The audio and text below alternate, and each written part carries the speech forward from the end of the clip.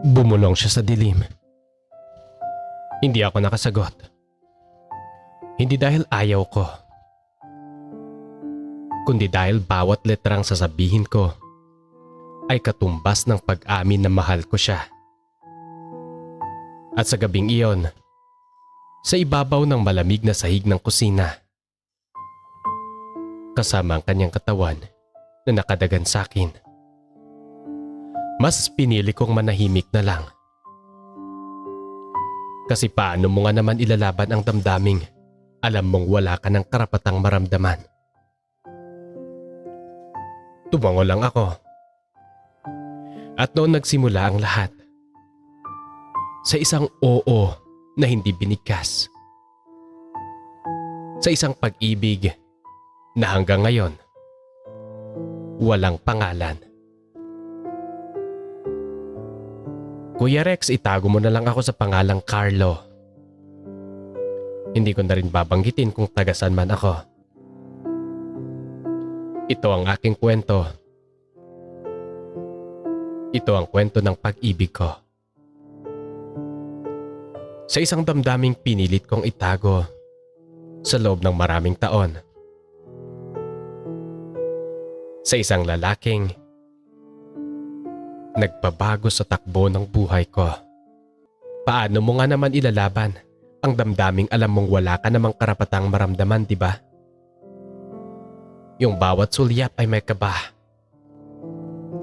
Yung bawat ngiti ay may tanong. At bawat sandali naming magkasama,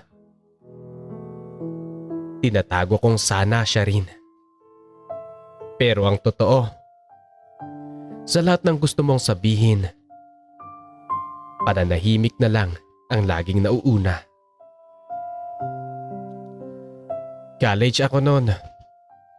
Tahimik lang ako. Hindi kasi ako yung tipong palakwento. Karaniwan kong kasama ang mga kaklase kong babae. Itago na lang natin sila sa pangalang Rika at Belle. Yung mga kasabayan ko, masisipag silang mag-aral.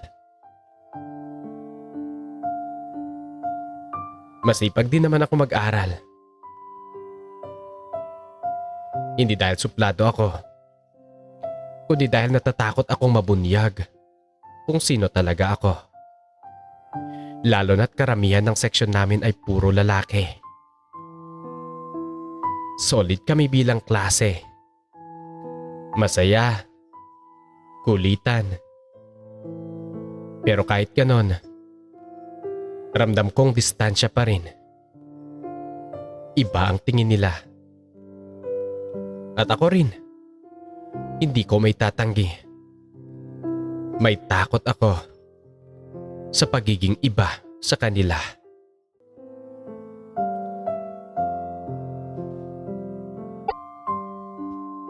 Second year college enrollment period. Kasama ko sila Rika at Belle noon. Naalala ko pa nga, sabi ni Belle, cute daw ni Jackson. Wala akong napapansin noon. Mukha siyang puyat. Medyo gusgusin. Nakatsinelas. Pero ang hindi ko alam, doon pala magsisimula ang lahat. Si Jackson, yung tipong palatawa, palabiro. Si Luis naman ang kapartner niya lagi sa pag-aasar. Madalas silang mang-asar ng mga tahimik na tulad ko. Pero hindi ko alam kung bakit kaming dalawa lang ang naging magka-close. Simpleng text lang ang simula. Pre, kamusta ka? O kaya, papasok ka ba bukas? Pero doon ko unang naramdaman ang kilig. Kilig na hindi ko maipapaliwanag. Oo, siguro ayokong aminin sa sarili ko na may gusto na ako sa kanya. Habang lumalalim ang samahan namin, Nagsimula siyang magkwento ng mga babae sa buhay niya, mga nililigawan, mga naging girlfriend, at minsan pa nga, one night stand. Masakit, pero tiniis ko. Basta para sa akin, nandyan lang siya. Sapat na. Kahit iba ang pinipili ng puso niya. Mas pinili kong masaktan kaysa mawala siya. May mga araw na hindi niya sinasabi ang buong kwento. Malalaman ko na lang mula sa iba na may bago na naman siyang nililigawan. Oo, nagtatampo din naman ako. Pero pinipilit ko pa rin ngumiti. Pinipilit kong maging masaya. Kahit masakit. At bakit nga naman ako masasaktan? Wala namang kami. Hindi naman niya alam ang nararamdaman ko. Tanging ako lang. Ako lang din ang gumagawa ng paraan para masaktan ko ang sarili ko. Hanggang sa isang araw napansin ko na lang na iba ang tingin ko sa kanya. Hindi ko lang siguro nakita agad dahil hindi siya ang tipo ko noon. Pero habang tumatagal, iba ang dating niya sa akin. Siguro nagsisimulang magbago ang lahat nang manalo siya sa Mr. Campus ng school. Doon ko siya unang nakita bilang si Jackson na gusto ko. Hindi na lang siya yung palabiro sa paningin ko. Siya na yung lalaking unti-unting sinakop ang puso ko. Minsan, niyakap niya ako bago magklase. Bumulong siya sa tenga ko. Sana babae ka na lang. Hindi ko alam ang isasagot ko noong mga oras na yon. Kaya nagbiro na lang din ako. Uy, alis ka nga dyan. Ang init-init kaya. Tumawa siya. Bakit? Ayaw mo ba? May mga birong may halong lambing. May mga hawak sa dibdib, sa tiyan, sa batok na kahit unay pinipigilan ko. Pero sa huli, hinayaan ko rin.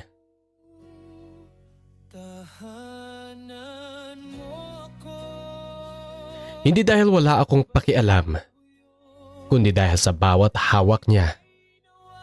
Pakiramdam ko, tinatanggap ako. Isang gabi, lasing siya. Nakatanggap ako ng message mula sa kanya. Pre, trip mo ba ako? Hindi ko alam kung seryoso siya o lasing lang talaga. Kaya sumagot na lang ako ng, sira ka ba?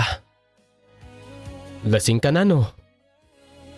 Pero sa puso ko, sumisigaw ng, oo. Oo, Jackson. Matagal na. Hindi ko rin makakalimutan ang araw na nagkita kami sa mall. Nandun siya kasama si Chico, isa naming kaibigang babae. Napaaga ako ng dating kaya nakita ko kung paanong tinukso niya ito. Jackson, pa-ice cream ka naman, sabi ni Chico. Malambing ang kanyang boses. At pagkatapos nun, binilhan nga niya. Dapat parang wala lang. Dapat hindi ako masasaktan. Pero sa puso ko, Ewan ko ba, para akong tinutusok. Bakit siya meron? Ako wala. Noong mga oras na yon parang gusto ko nang umuwi. Gusto kong magtago. Pero napansin niya ako. Pre, bakit wala ka sa mood? Hindi na lang ako sumagot. Pero alam kong alam niya. At sa susunod naming pagkikita, may dala siyang ice cream. Tahimik lang niyang inabot sa akin yon. O eto na. Huwag ka na magtampo. Kainin mo na to. Masarap yan. Bago pa nila makita. Bago pa matikman ng iba. At sa mga salita ng iyon, o sa mga salita niyang iyon, tuluyan niya akong nahulog. Hanggang dumating ang araw ng aming graduation day. Isang gabi ang inuman sa bahay nila. Doon rin ako natulog habang lahat ay lasing at mahimbing na natutulog. Sa kalagitnaan ng gabi, tumabi siya sa akin. Tahimik ang paligid. At ang katahimikang iyon, para bang may ibinubulong sa akin. Naramdaman ko ang marahang paghawak ng kanyang mga kamay sa mga kamay ko. Dahan-dahan, inakay niya ang kamay ko pababa. Hindi ako kumibo. Hindi rin siya nagsalita. Ramdam ko ang init ng balat niya sa ilalim ng na shorts. Pinasara niya ang mga daliri ko sa tigasin niyang pagkatao. Napahinga ako ng malalim. Hindi ako makapaniwala. Shh! Huwag kang maingay. Bulong niya sa akin. Ang boses niya ay paos dahil sa alak, pero puno ng pagnanasa. Nagsimula akong gumalaw. Dahan-dahan, hinagod ko siya mula ulo hanggang sa pinakailalim. Bawat himalos ko ay may kasamang halinghing mula sa kanya. Mahina. Nagpipigil. Pakiramdam ko ay sasabog na ang puso ko dahil sa landi at sakit ng sabay.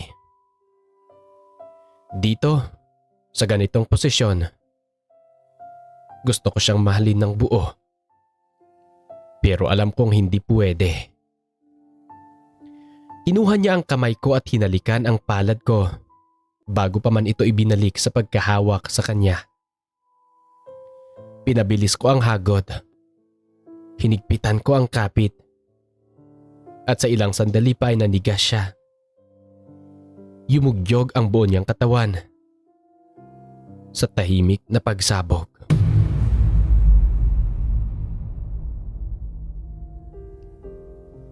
Pumikit siya ng mariin at ako, hinayaan kong dumaloy ang tamis ng sandaling iyon. Kahit alam kong pansamantala lang. Kahit alam kong sa susunod na araw, baka may magbabago. O di kaya ay magkakalimutan na. Sa dilim ng gabing iyon, ramdam ko ang init ng balat niya. Ang lambing ng bawat kilos at ang damdaming matagal kong kinikimkim. Sana, hindi na natapos ang gabing iyon. Pero kinabukasan, tahimik lang siya. Hindi makatingin. Umiiwas. At parang naiilang sa akin. Sinubukan ko siyang i-comfort. Kahit ako rin ay litong-lito na. Nag-chat ako sa kanya. Huwag kang mag-alala. Walang makakaalam. At nang dahil doon, unti-unting bumalik ang closeness namin. Naging normal ulit ang lahat sa paningin ng iba. Pero alam kong sa pagitan naming dalawa, may nagbago na. May mga gabing yayakapin niya ako habang natutulog kami sa dorm. Hindi ko na tinatanong kung sadya. Pinili ko na lang madamhin ang bawat segundo. Kahit walang label. Kahit walang kasiguraduhan. Binigyan ko siya ng keychain mula sa paborito naming anime. Binigyan naman niya ako ng singsing. Mahalaga yan para sa akin. Sa'yo ko na yan ibibigay. Sabi niya. Kuya Rex, ang singsing na yon ay hawak ko pa rin. Magpasa hanggang ngayon. Dumaan pa ang mga buwan. Naalala ko abala kami sa thesis sa review at sa pag-asang makakapasa sa board exam. Pero kahit gaano ka-stressful ang mga araw, nanatili kaming malapit. Tahimik pero totoo. May mga titig, may mga ngiti at biro na sa akin lang niya ginagawa. Hanggang sa dumating ang araw na hinihintay namin. Ang paglabas ng resulta ng exam. At sa wakas, nakapasa kaming lahat. Sabay kaming umiyak sa tuwa. May mga oath-taking sana kami, pero hindi na kami sumipot. Ang totoo, mas pinili naming magkasama na lang kahit sa simpleng paraan. Walang seremonya. Walang maraming tao. Basta kami lang dalawa. Masaya na ako. At sa isa pang gabi ng inuman, kami na lang dalawa ang natira. Tahimik. Magkatabi sa lumang sofa ng apartment niya. Mauna ka na sa kwarto, pre. Matulog ka na. Antok na antok ka na eh. Sabi niya sa akin. Sumunod naman ako. At sa ilang minuto ay lumipas, pumasok din siya. Pinasara niya ang pinto. Hindi na siya nagsalita pa. Ilapitan niya ako at niyakap. Gising pa pala siya. Hindi siya nagsasalita. Pero marahan niya akong inilapit sa kanya. Hinubad niya ang damit ko. Hinalikan ako sa leeg. Marahan, mainit, at ramdam ko ang paghinga niya. Gusto mo ba? Bulong niya. Tango lang ako. Hindi na ako sumagot. Hindi na kailangan ng salita. Hinubad namin ang natitira naming damit sa katahimikan. Marahan niya akong pinahiga. At doon, sa gabing iyon, hindi na siya yung lalaking pabiro. Sa bawat haplos niya sa aking dibdib, sa bawat dampi ng kanyang labi sa aking balat, ramdam ko ang lambing. Hindi to basta init, kundi may kasamang damdamin. O baka ako lang naglagay ng kahulugan. Baka ako lang talagang umaasa. Pagkalipas ng ilang buwan, nagkatrabaho na ako sa Maynila. Sa simula, nag-uusap pa rin kami. Kulitan, tawanan, na para bang walang nagbago. Pero dumating ang araw na narinig kong may girlfriend na pala siya. Ilang taon lang ang lumipas.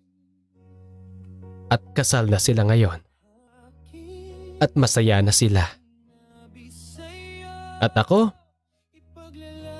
nananatiling lihim, tahimik lang, Hindi ko alam kung naging mahalaga pa ba ako sa kanya. O baka isa lang ako sa koleksyon niya ng tropa with benefits. Pero umaasa pa rin ako na kahit papaano, naging espesyal din ako sa kanya. Kahit hindi nga lang kasing espesyal nang naramdaman ko para sa kanya. Ngayon tuwing nagkikita kami parang walang nangyari. Kulitan pa rin, tropang-tropa kong umasta. Pero sa puso ko, bit-bit ko pa rin ang damdamin. Ang mga gabing iyon, ang ice cream, ang singsing. Hanggang ngayon hindi ko pa rin alam kung ito ba'y kwento ng pag-ibig o kwento ng isang taong ginamit ang katahimikan para magmahal ng palihim. Ako si Carlo. At kahit hindi niya ako pinili, minahal ko siya ng lubusan.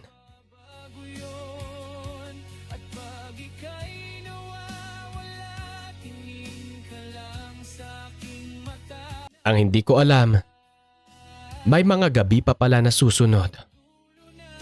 Hindi ko alam kung bakit ko hinayaan ang sarili ko na naging sunod-sunuran na lang sa kanya. Kahit alam ko naman na may asawa na siya. Dumating ang isang gabi na dumagdag sa mga gabing hindi ko makakalimutan. Kahit gustuhin ko man, pagkatapos ng gabing iyon, ang gabing magkatabi kaming bad sa maliit niyang kwarto.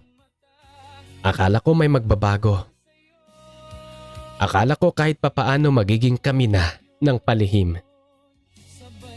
Hindi na kailangang magtapat.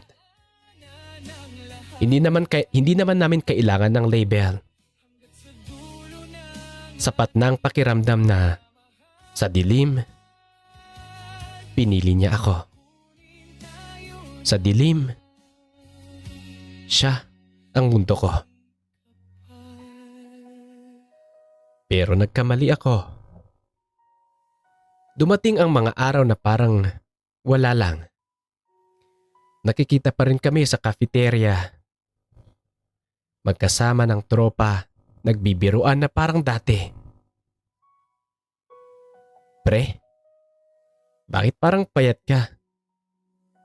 Biro niya isang beses habang hinahaplas o habang hinahampas ang balikat ko. Ngumiti lang ako pero sa likod ng ngiting iyon, ang tanong ko sa sarili ko, gagawin mo pa ba ulit yon? O panaginip lang ulit to? Isang linggo pa ang nakaraan. Nagkayayaan kaming uminom sa bahay ni Jackson dahil paalis na ang kanyang mga magulang papuntang probinsya. Ako, si Luis, si Belle, ang kanyang asawa at dalawa pa naming kaklase ay naroon. Nag-iinuman hanggang alas 12 ng gabi. Paulit-ulit na tumutugtog ang kanta ng December Avenue sa playlist niya. Siya ang pumili. At pakiramdam ko para sa akin iyon. Kahit hindi naman. Kitang-kita ko rin kung paano sila nagyayakapan ng kanyang asawa. Ewan ko ba? Dapat dumayo na lang ako. Dapat harapin ko na lang ang sarili ko. Pero para akong nagayuma sa kanya. Dahil sa mga gabing naranasan ko sa kanya. Sa mga gabing lihim. Mga lihim naming haplos. Mga lihim naming kami lang ang nakakaalam. Mga bagay na nasasabi kong sapat na sa akin na ako'y nasa dilim. Na kahit walang liwanag pa, basta siya ang kasama ko. Nang umuwi na ang iba, ako na lang ang naiwan. Siya at ang kanyang asawa. Baka sinadya ko. Hindi ko na alam. Pero umaasa kong mangyari ulit ang mga lihim sa gabi.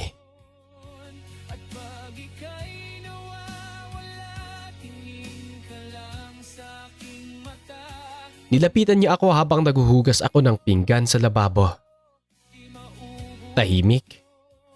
Walang salita. Marahan niyang binalot ang kanyang mga braso sa aking baywang mula sa likuran. Dinikit niya ang kanyang dibdib sa likod ko. Ramdam ko ang bawat pintig ng puso niya. O ang pintig ng puso ko. Hindi ko rin alam. Habang kanyang asawa, nauna nang nagpahinga. Jackson? Bulong ko. Hindi ko na natapos ng sasabihin ko. Pinalikan niya ako sa likuran ng aking leeg. Dahan-dahan. May basa. May init. Manahimik ka. Bulong niya. Hayaan mo lang. Inihiga niya ako sa sahig ng kusina. Oo, sa sahig. Walang kutson. Walang unan. Ang lamig ng aking likuran. Pero mas nangingibabaw ang init ng katawan niya na dumampi sa katawan ko. Hinubad niya ang damit. Sunod nang sa kanya. At doon sa ilalim ng dilaw na ilaw ng kusina, na halos pumapatay-patay. Pinagsaluan ulit namin ang isa pang gabing puno ng sikreto. Pumasok sa akin. Hindi sa pamamagitan ng kanyang mga daliri, kundi sa pamamagitan ng kanyang buong pagkatao. Walang walang preparasyon. Basta siya. Ang sakit sa unang pasok, hindi maipapaliwanag. Napapikit na lang ako. Napahawak sa kanyang balikat. Shhh! Bulong niya. Tayanin mo. At kinaya ko nga. Dahil gusto ko ang sakit. At dahil siya ang nagbigay nun. Bawat bahay ay may kasamang bulong. Minsan pangalan ko. Minsan walang kahulugan. At bawat hagod niya sa aking mukha ay may kasamang pagpikit niya. Para bang ayaw niyang makita kung sino talaga ang kanyang kayakap. O baka ako lang ang nag-iisip nun.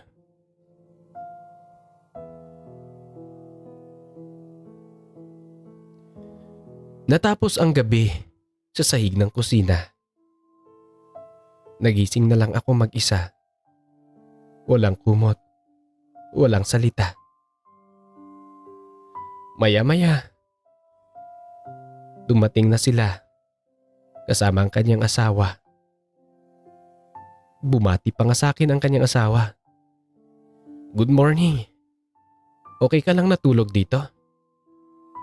Sumagot naman ako ng, oo, okay na okay ako dito.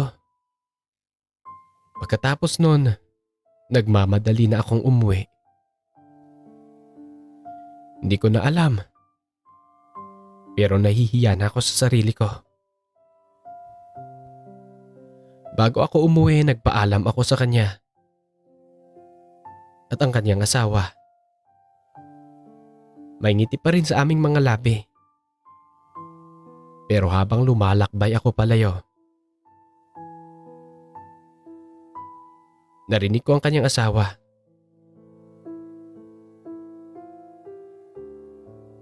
Paalam, Jackson. Mag-iingat ka.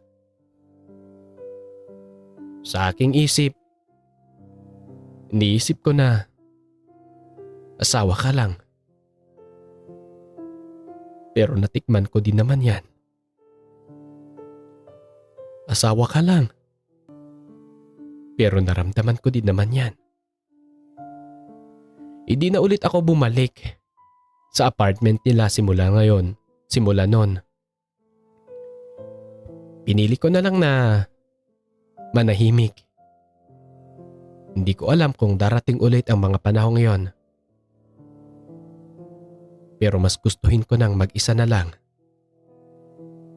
kaysa gumawa pa ng isang bagay na alam kong makakasira sa kanya. Hanggang dito na lamang, Kuya Rex. Maraming salamat sa pagbasa sa kwento ng buhay ko at ng aking naging karanasan. May mga pag-ibig na kahit saglit lang, buong buhay mong dadalhin. Hindi dahil may pangakong binitawan, kundi dahil sa katahimikan, may damdaming umuusbong at nananatiling totoo kahit hindi kailanman pinangalanan. At kung gusto niyo pong magpadala ng iyong mga liham, kasaysayan sa buhay at sa pag-ibig, maaari niyong isend sa amin sa aming mga Gmail accounts, official Facebook page na nakapin sa ating comment section sa video na ito. Muli ako si Kuya Rex at ito ang Pinoy Secret Diaries. Sabay nagtagpo ating mata, ilang beses humindi, buti ay di ako nakinig. Tadhana ng bumulong sa'kin, di ba't sinabi sa'yo ipaglalaban ko? Tahanan mo ako, di magbabago yun. At pag ika'y nawawala, tingin ka lang sa aking mata. Pagmamahal sa'yo, di maubos yun. Lalabanan ko lahat para sa'yo, basta't nandito lang ako sa tabi mo.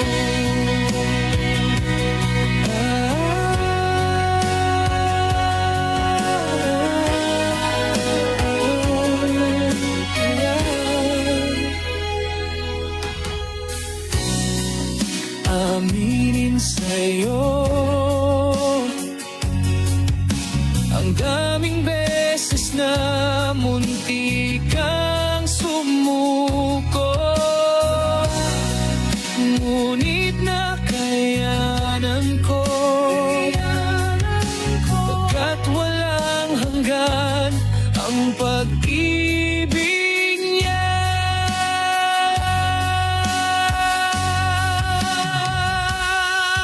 Tahanan mo ako, di magbabago yun. At pag ika'y nawawala, tingin ka lang sa aking mata. Pagmamahal sa'yo, di maubos yun. Sabay natin nadadaanan ang lahat, hanggat sa dulo ng ating pagmamahal, hanggat sa kunin tayo na may kapal. Tahanan mo ako, di magbabago yun. At pag ika'y nawawala, tingin ka lang sa aking mata.